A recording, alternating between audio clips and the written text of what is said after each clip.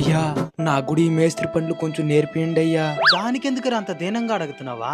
నువ్వు నా కొడుకు మాదిరిగా నీకు నేను నేర్పిస్తాను రా. ఒక మూట సిమెంట్కి 10 అనకొళ్ళు ఇసుకేయాలా.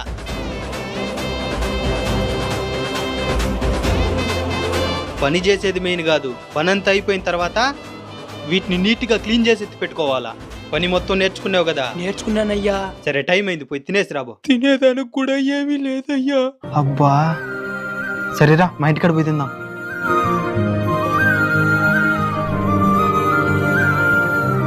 సరే, ఇక్కడే ఉండు, లోపలికి పోయి వస్తాం. సరేనయ్యా. మేస్త్రి మేస్త్రి ఏమునా?